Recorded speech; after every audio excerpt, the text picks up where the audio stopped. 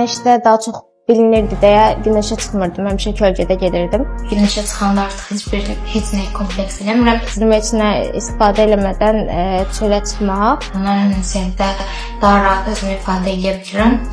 Bunun üçün də Fəridə xanıma və kollektivinə minnətdaram.